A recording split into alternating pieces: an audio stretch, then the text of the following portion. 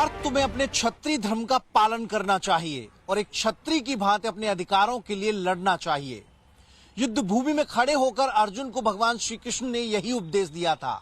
अब उन्हीं भगवान श्री कृष्ण के वंशज सियासी मैदान में आमने सामने हैं। जगह है करहल, जहां 20 नवंबर को मतदान होगा। मुलायम सिंह यादव के नाम से मशहूर ये सीट पहले से ही हॉट सीट बनी हुई है, लेकिन जब सपा प्रत्याशी और यादव परिवार से आने वाले तेज प्रताप यादव के खिलाफ बीजेपी ने अपने प्रत्याशी को उतारा तो हालात बिल्कुल महाभारत जैसे हो गए, जहां अपनों को अपनों के खिलाफ ही मैदान में उतरना पड़ा था। आप अनुजेश भाई, आप लोगों तक पहुंच रहे हैं, वोट मांगने आ रहे हैं कि नहीं? हाँ बिल्कुल आ रहे हैं। तो कौन किसके नजदीक आप पा रहे हैं अपने आप को? हाँ, तेज प्रताप भैया जी। अच्छा, क्या वजह क्या है उसकी? वजह मैंने है बेरोजगारी असली मुद्दा है, उसके साथ साथ भ्रष्टाचार, जैसे बिजली विभाग में लोगों को जो है अंधाधुंध बिल आ रहे हैं, कोई सुनवाई नहीं हो रही है, FIR हो जा रही है, कटिया कट जा रही है, तो घर पे मतलब ऐसा बिल के साथ हुआ आपके? हाँ, ऐसे कई लोगों के साथ समाज में हुआ है। हाँ। ये सारे मुद्दे हैं। अच्छा, आप बताइए भैया। भी हो रहा है उसमें, अगर बिल बढ़ती आ रहे हैं। मैंने मेरा बिल यहाँ पे दो प्रत्याशी हैं, अनुजेश यादव और तेज प्रताप यादव, बीजेपी और समाजवादी पार्टी।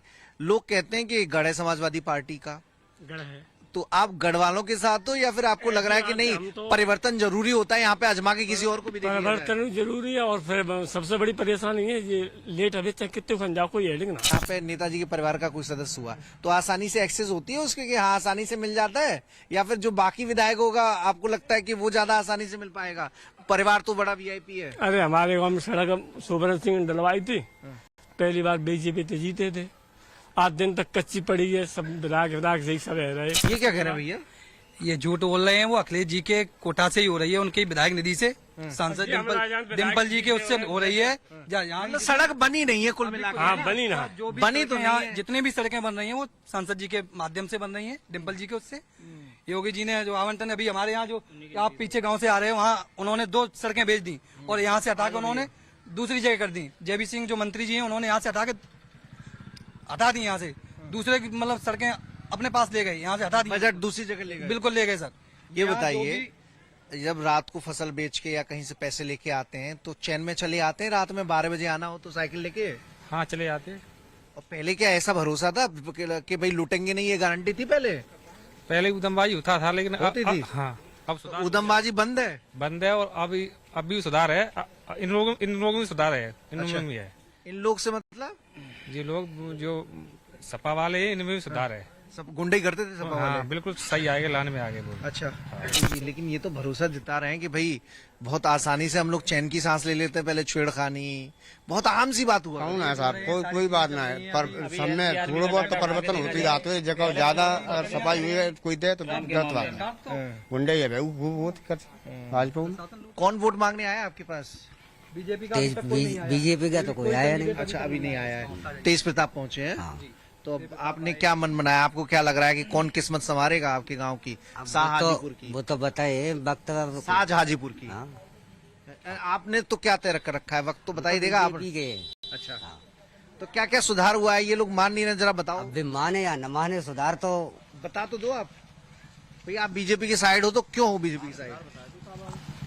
अरे हमारे संग में मेरो बहु हम तो पहले जेल रहे, हमका कहता ही नहीं। और कोई गांव बताइए जो सैफई की तरह विकसित हो, जहां इतने सारे गेस्ट हाउस हो, जहां इतने सारे स्टेडियम हो, जहां मेडिकल कॉलेज हो, जहां अच्छी सड़कें हो। कोई एक गांव बता दीजिए उत्तर प्रदेश का। नकलो भी तो है। गांव बता दीजिए, कोई एक गांव बता दीजिए। सड़कों से लेकर आपको मंदिर बनवा देंगे तो कोई गांव बता दीजिए। इन्होंने 100 स्मार्ट सिटी का मेट्रो से अभी में मेट्रो कहाँ चल रही है? लखनऊ में काना। भाई कोई गांव याद है किसी को? Smart city. देश में कहीं कोई संभावनाएं नजर आती है आपको? संभावना परिवार तो एक ही है ना? परिवार तो एक ही है, लेकिन वो मतलब वो सरकार नहीं चला पाएंगे, नहीं होते वो जिला पंचायत नहीं जीते, मतलब कुछ ना जीते नहीं, वो तो एक खिलाफ पार्टी के लिए खड़े। उनकी जिला पंचायत रही तो थी, रही तब रही, फिर तो दोबारा तो नहीं हो पाई उनकी, फिर वो भाजपा में चले गए, नहीं हुई। सपा मोदी तो होती, फिर भी होती। अनुजेश यादव जी की माता जी को हम लोगों ने यहाँ से 2 बार विधायिका पहले बनाया और वो विधायिका रही, लेकिन वो विधायिका तो रही नाम की, उनके नाम पे, उनके वजह से मुलायम सिंह यादव जी के रहते हुए जो यहाँ पे विकास कार्य हुए वो हुए, लेकिन व्यक्तिगत तौर पे उनकी माता जी से भी कभी यहाँ पे विकास नहीं हो पाया। और मुलायम सिंह जो नेताजी हमारे श्रद्धेय हैं, उन्होंने हम लोगों के लिए एक नींव ऐसी बना दी है। तो समाजवादी पार्टी के एमएलए तो क्रेडिट तो जाएगा ही जाएगा। हाँ हाँ, वो क्रेडिट जाएगा, ठीक है, लेकिन अगर आज अनुजेश यादव आप लोग फर्क महसूस करते हैं तो अनुजेश में कमी क्या पाते हैं कि भाई उसको वोट न दें? वो कभी आते नहीं और झूठे वादा कर जाते हैं। सड़क हमारे चुनाव तो पहली बार लड़ रहे हैं ना वो। ना, पहले भी जिला पंचायत थे तब भी जो हम सड़क बोल गए थे हमारे बाबा से सड़क हम करेंगे 4 किलोमीटर की, वो मतलब बनवाई नहीं बनवाई, याद नहीं बनवाई। फिर गाँव में भी नहीं आते, कोई मर जाते, कुछ वो आता ही नहीं कभी यहाँ पर। तो अभी आएंगे तो हिसाब किताब लीजिएगा कि भाई सड़क की कह गए थे। वो हमारे यहाँ आएंगे ही नहीं, आते ही नहीं, जो वो नहीं आएंगे अब। अच्छा, वादा खिलाफी करके गए इस वजह से। हाँ, रोड हमारी देखो चले क्या रोड है, मुलायम सिंह की दही वही रोड है हमारे नेताजी की। और बताओ खतरे में आज घोटों ये वाली जो रोड बनी है ये किसने बनवाई? ये संसद जी ने।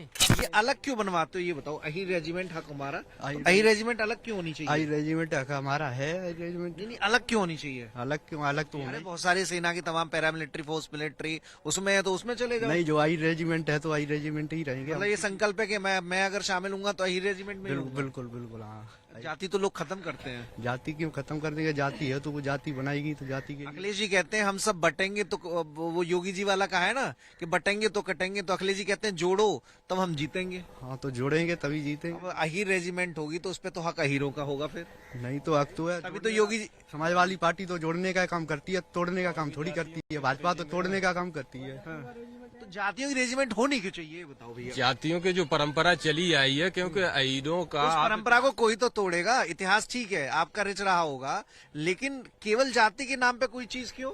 वो हमारी पूर्व से जो चली आई है उसी के आधार पर फिर अखिलेश जी आरोप भी लगाते हैं कि एक वर्ग के, खास वर्ग के अधिकारी तैनात हैं, थानाध्यक्ष तैनात हैं, तो वो आरोप लगा देते हैं और उनके समर्थक ही।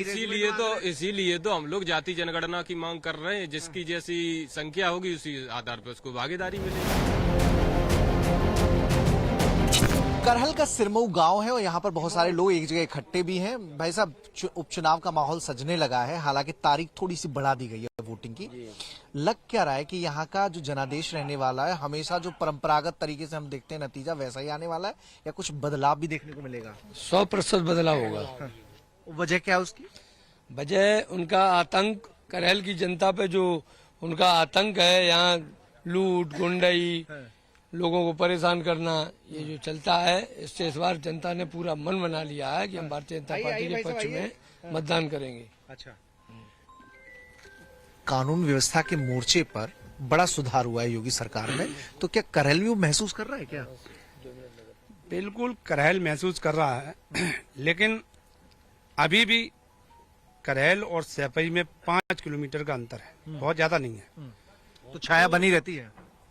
जो ग्रहण पड़ता है ना, तो उसकी छाया इधर भी पड़ती है। और वहाँ पर जिस प्रकार का जो उत्तर प्रदेश के अंदर 2012 से 17 तक जो माहौल बना, जो यहाँ पर लूट, हत्या, अपहरण, बलात्कार, चोरी और छिनैती की जो घटनाएं हुई, ये लोग अभी भी उनको भूल रहे हैं। योगी जी बड़ा अच्छा काम कर रहे हैं, भूल रहे हैं, लेकिन फिर भी ये लोग, यहाँ के सपा के लोग आकर के सैपई प्रभाव से वहाँ से लोग धमकाते हैं।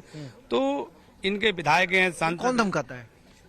सपा के जो नेता हैं, जो उनके कार्यकर्ता हैं। जब नेताओं की शरण जब वो लेते तो वो कार्यकर्ता उनके उठ जाते, वो थाने पहले चलाते थे, जो चोर माफिया थे, गुंडे थे, वो थाने चलाते थे, चौकियां चलाते थे। अब इतना नहीं है, योगी जी की सरकार में न्याय हो रहा है, सबका इंसाफ हो रहा है। भाई साहब आप बताइए कि कहा जाता है कि करहल में किसी से बात करो तो विकास काम तो सब सफाई परिवार ने करवा दिया, तो हम जाएं तो जाएं कि दूसरे के पास? नहीं, ऐसा कुछ नहीं है। विकास भाजपा जो भारतीय जनता पार्टी है वो भी बहुत जोरों शोरों से विकास करा रही है। बस ये है कि उनका बगल का क्षेत्र है तो थोड़ा सा दबाव बना रहता है, और कोई बात नहीं है। अब की बार बदलाव हो रहा है और अब की बार अनुजेश जी अच्छे वोटों से जीतने वाले। अच्छा, इस बार आप अनुजेश जी के साथ हैं? जी जी जी। भैया, मेरा नाम पिंटू यादव है, तोरिका के रहने वाला हूँ। अच्छा जी। तो इस बार तुम दुविधा में होगे कि अनुजेश यादव या तेजप्रताप यादव, किसे वोट दें? दोनों ही यादव है। कोई दुविधा में नहीं है, केवल ओनली समाजवादी पार्टी, इसके अलावा कुछ नहीं है। कह रहे हैं कि साहब यहाँ अपराध बर्दाश्त नहीं होगा। ये तो हम कुछ नहीं कह रहे हैं, वो भी कुछ नहीं कहेंगे। घोसी विवाद चल रहा बस। क्या घोसी और कमरिया क्या है ये? क्या गोत्र का कैसे लड़ा दिया? जो घोसी प्रताप यादव जी हैं वो कमरिया है, पे घोसी हैं, हम लोग कमरिया हैं, तो कमरिया कोई करता है वो। अच्छा तो अखिलेश जी ये कहते हैं कि बटो मत जुड़ो, और आप बांटने की बात कर रहे हो। नहीं गलत। अखिलेश जी तो सपा का माहौल। अरे यादव एकजुट है, यादव एकजुट है। ये लड़ाई सिर्फ यादव बनाम यादव की नहीं रह गई है, बल्कि एक तरफ लालू प्रसाद यादव के दामाद तेज प्रताप यादव हैं, तो दूसरी तरफ मुलायम सिंह यादव के दामाद अनुजेश यादव। जहां एक तरफ तेज प्रताप यादव के लिए पूरा यादव कुनवा एकजुट है, तो वहीं अनुजेश यादव के साथ करहल की जमीन पर कमल खिलाने के लिए बीजेपी मशक्कत कर रही है। कैमरा पर्सन विशाल वर्मा के साथ मनीष यादव, टाइम्स नाउ भारत, मैनपुरी।